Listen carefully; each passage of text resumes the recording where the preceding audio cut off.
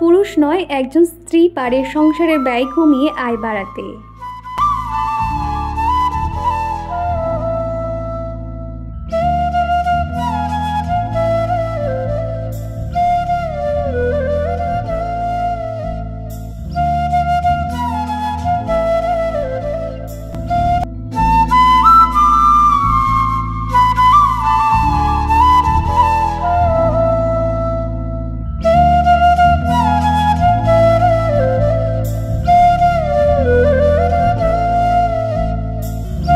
Hello বন্ধুরা, সুপ্রভাত। কেমন আছো তোমরা সবাই? আশা করছি সবাই খুব ভালো আছো। আমি দীপা, আমার একটা ছোট্ট সংসারে তোমাদের সকলকে জানাই অনেক স্বাগত, অনেক ভালোবাসা। আজকের দিনটা হলো বুধবার, ঘড়িতে এখন বাজে 6:45। তো সকালে উঠেই কিন্তু দরজা জানালা খুলে দিয়েছি আর এখন চলে এসেছি আমার রান্নাঘরে। তো এখন এদিকে দেখো, জানালা খোলার সাথে সাথে কিন্তু কাকগুলোও চলে এসছে। আর ওরা এতটাই বুঝদার না, এখানে যদি আমি ক্যামেরা করছি ওরা কিন্তু বুঝতে পেরেছে, সেই জন্য না আসতে একটু লেট করেছে। তা না হলে না খোলার সাথে সাথেই কিন্তু বিস্কুটগুলো নিয়ে পালিয়ে যায়। আর ওই বাড়ির পাশে যে মন্দিরটা দেখছো, এত সুন্দর হয়েছে না, মানে চোখ জুড়িয়ে যাওয়ার মতন। যদিও এখনও ঠাকুর আসেনি কিংবা মন্দিরটা রঙও হয়নি, আজকে মনে হচ্ছে এখানে কোনো একটা অনুষ্ঠান হতে পারে। সকাল থেকে দেখছি কি বক্স মাইক টাইক আনা হয়েছে, সেটিং করা হচ্ছে। আর ওই মন্দিরটাও কিন্তু জল দিয়ে ধুয়ে দিচ্ছে, হয়তো রাতে কোনো একটা অনুষ্ঠান হলে হতে পারে। তো তারপরে দেখো এদিকে চিকুর পাপার জন্য টিফিন বানিয়ে নিচ্ছি, পরোটা আর আলুর তরকারি বানাবো। যেখান থেকে এরকম পাতলা পরোটা না একবার শিয়ালদা থেকে আমরা খেয়েছিলাম, ভীষণ ভালো লেগেছিল। একদম অল্প তেলে পরোটার সাথে আলুর তরকারি, সেখান থেকেই কিন্তু এইভাবে পরোটা বানাই। তা না হলে কিন্তু সবসময় পরোটা আমি মোটা করে বেলি, আর এখন করে একদম পাতলা পাতলা করে অল্প তেলে বেলার চেষ্টা করি, আর খেতে কিন্তু দারুণ লাগে। তো এখন দেখো ভালো করে পরোটাগুলো সেঁকে নিচ্ছি, তারপর উপর থেকে সাদা তেল দিয়ে দেবো, তাহলে তৈরি হয়ে যাবে পরোটা। এক এক সময় না একটু বাটার দিয়েও ফ্রাই করে নিই, সেটা কিন্তু একটু অন্যরকম খেতে লাগে। আমার আগের দিনের ভিডিওতে প্রীতি নস্কর কমেন্ট করেছো, দিদিভাই তুমি যে ভিডিওতে মিউজিকগুলো সেট করো সেগুলো কোথা থেকে নিয়েছো? আমি কিন্তু এই মিউজিকগুলো আমি ইউটিউব থেকেই নিয়েছি। তোমরা চাইলে কিন্তু ওয়াইটি স্টুডিওতে গিয়ে কিন্তু তোমরা কপিরাইট ফ্রি মিউজিক নিতে পারো। এছাড়া ইউটিউবে যদি তোমরা সার্চ করো যে ভ্লগের background music no copyright free, এরকম যদি সার্চ করো তাতেও কিন্তু অনেক মিউজিক পেয়ে যাবে, সেখান থেকেই কিন্তু তোমরা ডাউনলোড করে নিতে পারো। আর এদিকে কিন্তু পরোটাগুলো ভাজা হয়ে গেছে, সাথে কিন্তু আলুর তরকারিটাও বানিয়ে নিয়েছি। আর আমাদের চিকু এখানে দুষ্টুমি করতে করতে এমনভাবে ভিতরটাতে ঢুকে পড়েছে, একা না বার হতে পারছিল না। তো ক্যামেরাটা অন করতে করতে ও আর কি আস্তে আস্তে উঠে পড়েছিল আর কি, সেজন্য শেয়ার করতে পারলাম না। চিকুর এই দুষ্টুমিগুলো না মাঝে মাঝে এত হাসি লাগে, কি বলবো তোমাদের। আর এখনই তো চিকুর পাপা স্নানে ঢুকেছে, সেই জন্য এখন একটু ঠাকুরের থালা বাসনগুলো মেজে দিচ্ছি। তোমরা তো জানোই চিকুর পাপা কিন্তু ঠাকুর পুজোটা সেরে দিয়ে যায়, যেহেতু সারাদিন অনেক কাজকর্ম থাকে, তো ওই কাজকর্ম না সেরে তো স্নান করতে পারি না। আর স্নান না করলে ঠাকুর পুজো করতে করতে অনেকটাই দেরি হয়ে যায় গো। এই কাজটা আর কি চিকুর পাপা সেরে দিয়ে যায়, আমার অনেকটাই হেল্প হয়। আর ছেলেরা দেখবে অত কিন্তু ভালো করে ঠাকুরের থালা বাসন মাজতে পারে না, সেই জন্য আমাকেও মেজে দিতে হয়। তো চিকুর পাপা এই সবেই আর কি বেরিয়ে গেছে। আর এদিকে আমি বিছানাটা সুন্দর করে পরিষ্কার করে নিয়েছি। সব সময় তো একই রকম জিনিস আর তোমাদের দেখতেও বোর লাগে, সেই জন্য অফ ক্যামেরাতে বেডরুমটাকে পরিষ্কার করে নিয়েছি। তারপর সোজা চলে এসেছি রান্নাঘরে। আজকে সকালে দাদা ওই চিংড়ি মাছ দিয়ে গেছিলো, মানে যে মাছ দিয়ে যায় ওই দাদাটা আর কি। আজকে ভাবছি কাঁটি কচু দিয়ে চিংড়ি মাছের ঝোল করব। এত সুন্দর খেতে লাগে না, আমার মায়ের হাতের খাবার তো আমার ভীষণ মিস করি। আমার মাও খুব সুন্দর পারে, এমনকি শাশুড়ি মাও বেশ ভালো পারে। তবে এখন করে কিন্তু আমি একটু শিখে গেছি। তো এখানে চিংড়ি মাছগুলো না মানে উপরের মুখের দিকগুলো আর কি ছাড়িয়ে দিয়েছে, কিন্তু ভিতরে এই যে যেগুলো মানে ময়লা থাকে মাটি মাটি সেগুলো ফেলেনি, এবং এই যে উপরে যে আঁশগুলো থাকে সেগুলোও কিন্তু ছাড়িয়ে দেয়নি। সেই জন্য প্রত্যেকটা আমাকে ধরে ধরে ছাড়াতে হচ্ছে। আমাদের বাড়িতে যখনই মাছ আনা হোক না কেন, দোকান থেকে কিন্তু একদম ধুয়ে কেটে আনা হয়, যেহেতু আমি মাছ কাটতে একদমই পারি না, সেই কারণে আর কি। চিংড়ি মাছ আনলে কি হয়, এরকম ভিতরের ময়লাগুলো একটু আমাকে পরিষ্কার করে নিতে হয়। এখন করে না সকালে যখন চিকুর পাপার টিফিনটা হয়ে যায় সাথে সাথে কিন্তু দুপুরের খাবারটাও বানিয়ে নিই, এতে কিন্তু আমার তাড়াতাড়ি কাজকর্ম হয়ে যায়। তা না হলেও সকালে একটা তাড়াহুড়োর মধ্যে ওই টিফিনটা বানিয়ে যদি একবার একটু ফোনটা নিয়ে বসেছি না, কখন যে 1 থেকে 1.5 ঘন্টা সময় বেরিয়ে যায় নিজেই বুঝতে পারি না। সেই জন্য সকালে টিফিন হওয়ার সাথে সাথে কিন্তু ভাতটাও বসিয়ে দিই, তারপরে যে কোনো একটা তরকারি ভাজাভুজি কিন্তু আমি সাথে সাথেই সেরে নিই আর কি। তাহলে আমার হাতে অনেকটা সময়ও পেয়ে যাই, তা না হলেও রান্না করছি করে অনেক দেরি হয়ে যায়। সোনুস ব্লগ আইডি থেকে এক বন্ধু কমেন্ট করেছে, দিদিভাই তুমি সব কি করে গো সমস্ত কিছু ম্যানেজ করো? আসলে আমি কিন্তু আগে এত কিছু করতে পারতাম না, অনেক কষ্ট হতো একা ছোট বাচ্চাকে নিয়ে না। চিকুর একদম ছোট, মোটামুটি 3-4 মাস বয়স থেকে কিন্তু আমার এখানে চলে আসা, তার আরও অনেক আগের থেকে। তখন ওই ছোটো বাচ্চা এত অসুবিধায় পড়তাম, আমি তখন কিছু সামলাতে পারতাম না, ওকে নিয়ে আমি নিজে কান্নাকাটি করতাম, কিছু সামলাতে পারছি না, রান্নাবান্না কিছু করতে পারছি না, কি করব। তারপর চিকুর পাপাকে ফোন করে বলতাম তুমি বাইরে থেকে খাবার কিনে আনো, এইভাবে কিন্তু দিন কেটেছে। আস্তে আস্তে কিন্তু আমি সময়ের সঙ্গে সঙ্গে নিজেকেই বুঝিয়েছি যে না, আমি মা হয়েছি, আমার লাইফস্টাইল একটু চেঞ্জ করতে হবে। আগে তো 7টা-8টার সময় ঘুম থেকে উঠতাম, কিন্তু এখন সেটা আর করি না। ভোর 5টা কিংবা 5:30 বাজলেই আমার ঘুম ভেঙে যায়।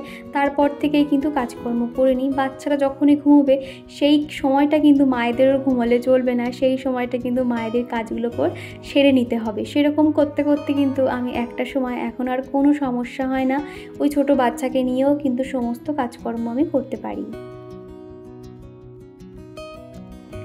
আমার কোনো একটা ব্লগে শুভ্রা চৌধুরী কমেন্ট করেছিলে তুমি কি আলমারি কিনবে?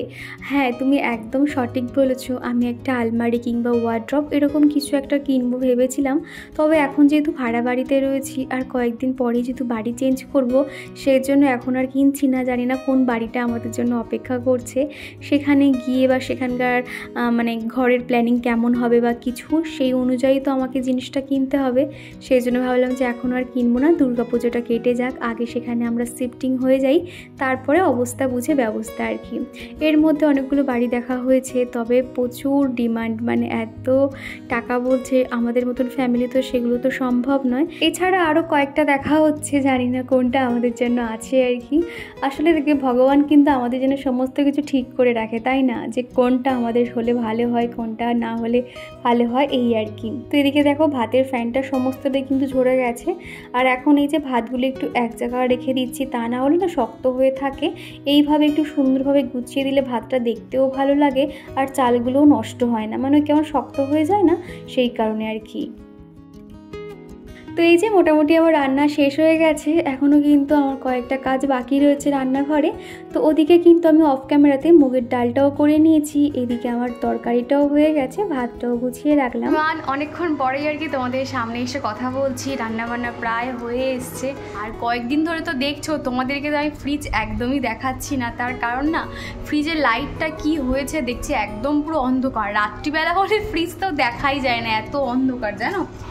ফোনে ফ্ল্যাশ লাইট জ্বালিয়ে ফ্রিজে কোথায় কি জিনিসপত্র রয়েছে দেখতে হয় আর কি। তো ওই জন্য ফ্রিজের দোকানে গেছে। আর হচ্ছে কি সেপ্টেম্বর মাস থেকেই কিন্তু আমাদের সেপ্টেম্বর যখন ছিল ওই মাসে কিন্তু আমাদের ফ্রিজটা 1 বছর কমপ্লিট হয়েছে। তো তখন থেকে কিন্তু সমস্যাটা ছিল। তো চিকুর পাপাকে অনেক দিন থেকে বলছি যে তুমি ফ্রিজটা দেখাও, দোকানে দেখাও কি হয়েছে, এরকম কেন প্রবলেম হচ্ছে, পুরো অন্ধকার দেখাচ্ছে। তখন কিন্তু আমার কথা শোনেনি, আর এখন দেখো 1 বছর হয়ে গেছে। এবার এখন যদি আমরা কিছু সারাতে যাই সেটা কিন্তু টাকা দিয়ে সারাতে হবে। তো এরকম এক প্রকার জোর করে বলে আর কি ওই ফ্রিজের দোকানে গেছে। এই সকাল থেকে দাঁড়িয়েছিলাম, এই সবে একটু বসলাম। আর চিকু কান্না করছে কেন জানো তো, ওর ফোনটা এখন হচ্ছে কি একটু বন্ধ হয়ে গেছে, হয়তো নেটওয়ার্কের প্রবলেমের জন্য। তো এখন কান্না করছে। তো চলো তোমরা ভিডিওটা দেখতে থাকো, আর ভীষণ গরম লাগছে, তো চলো। তো চিকুর বাবা অফিস যাওয়ার সময় ফ্রিজের দোকানে বলে গেছিলো যে এরকম সমস্যা হচ্ছে, তারপর সার্ভিস সেন্টার থেকে লোক এসেছিলো। আসলে আমাদের 2 বছরের ওয়ারেন্টি রয়েছে, সেই জন্য আর কি এখন আমাদের হাতে সময় আছে। তো উপরে ওই লাইটটাতে ওখানটায় না খুব ময়লা জমেছিল, সেই কারণে আর কি লাইটটা সমস্যা হচ্ছিল। এছাড়া ফ্রিজের ভিতরটা একটু ঘামাচ্ছিল, ঘেমে ঘেমে যেত আর কি, সেই কারণে ওনারা এসে একদম ঠিক করে দিয়েছে। কতদিন বাদে এরকম ফ্রিজে একটু আলো দেখে না মনটা সত্যি ভালো হয়ে গেল। তো এখন করে ভাবছি ফ্রিজটাকে যখনই ক্লিন করবো তোমাদেরকে দেখাবো। আর এদিকে বলেছিলাম না মন্দিরে কিছু একটা হবে, সন্ধ্যের পর থেকে দেখছি এরকম চেয়ার টেবিল পাতা হচ্ছে, লোকজন তো আস্তে আস্তে ভিড় হওয়া শুরু করে দিয়েছে। আসলে এখানে সৎসঙ্গ হচ্ছে, অনেক কিছু আর কি পাঠ হচ্ছিল, অনেক ভালো ভালো বক্তৃতা দিচ্ছিলো। আমি তো ঘরে বসেই শুনছিলাম ঘরের জানালা দিয়ে। আর কত দূর দূর থেকে কিন্তু লোক এসেছিলো, তারপর ঠাকুরের নাম গান হচ্ছিল। এরপর থেকে কিন্তু এখানে আমাদের ঠাকুর পুজো শুরু হয়ে যাবে। এবছর থেকে কিন্তু দুর্গাপুজোও চালু হয়ে যাবে। কিন্তু দুঃখের বিষয়েই আমরা এখানে হয়তো তখন আর থাকবো না। তারপরে সন্ধ্যের দিকে আমি আর চিকু একটু মুড়ি মেখেছিলাম, মুড়ি খেয়েছি। তারপরে এই যে কয়েকটা জামা কাপড় ছিল মেলে দিচ্ছি। সকালে কিন্তু এক বালতি জামা কাপড় ধুয়ে কেচে দিয়েছি। আবার বেলার দিকে দেখছিলাম এত পরিমাণে ট্যাঙ্কের জল গরম হয়ে গেছিলো, যেগুলো হালকা ময়লা হয়েছিল সেগুলোও কিন্তু ধুয়ে কেচে দিয়েছি। কয়েকটা জামাও ডেটল দিয়ে ধুয়ে দিয়েছি। তারপরে দেখো প্রত্যেকটা মেলে দিচ্ছি, তাহলে কাল সকালে একটুখানি রোদ পেলেই সমস্তটাই কিন্তু শুকিয়ে যাবে। আর এখানে যে আমের পাঁপড়গুলো কিনেছিলাম তোমাদেরকে তো দেখিয়েছিলাম, আগের দিন যে মেলায় গেছিলাম সেখান থেকে এনেছিলাম। পিঁপড়েগুলো না একদম মানে যা পাচ্ছে তাই ওদেরকে খেতে হবে, তো এর মধ্যে পুরো পিঁপড়ে ভরে গেছিলো। সেজন্য এরকম এয়ারটাইট একটা কন্টেনারের মধ্যে পাঁপড়গুলো রেখে দিচ্ছি। একটু পরেই ভাবছি কয়েকটা ভাজবো, দেখি কেমন ঠিক খেতে লাগে। পাঁপড়গুলো খুব একটা টেস্টি না, মোটামুটি নর্মালি যেরকম পাঁপড় হয় সেরকমই, সামান্য একটা আমের ফ্লেভার ছিল আর কি। তো দেখো প্রত্যেকটা সুন্দর করে ভেজে নিয়েছি, আমি চিকু আর কি খাচ্ছিলাম।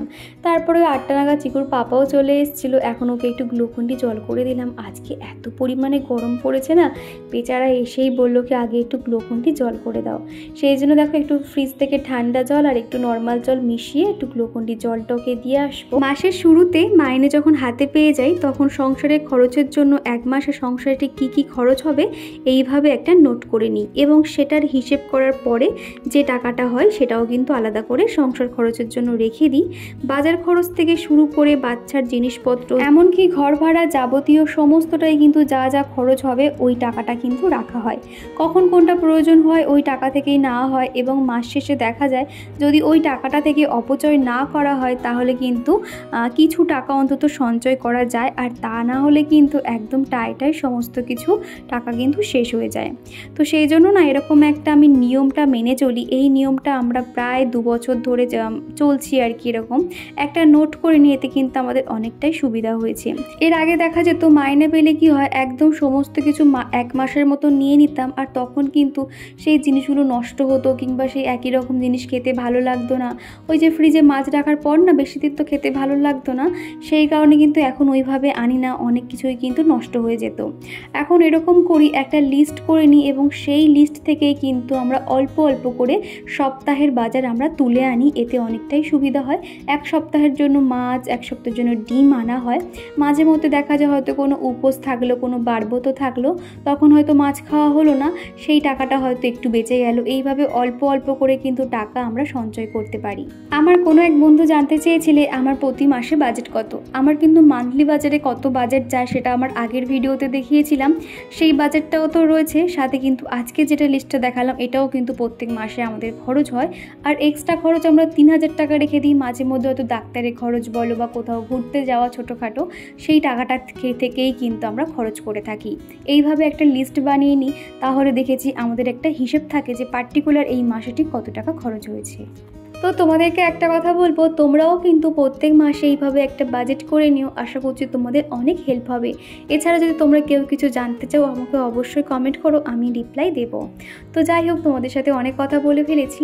আর এরই মধ্যে কিন্তু আমাদের রাতের খাওয়া দাওয়া কমপ্লিট হয়ে গেছে। তারপরে দেখো চুলটাও বেঁধে নিয়েছি, আর মুখটা ফেস ওয়াশ দিয়ে এখনই স্কিন কেয়ারটাও করে নিচ্ছি। আর এখানে আমি নাইট ক্রিম ব্যবহার করছি, কেয়া সেটের fair and bright night cream.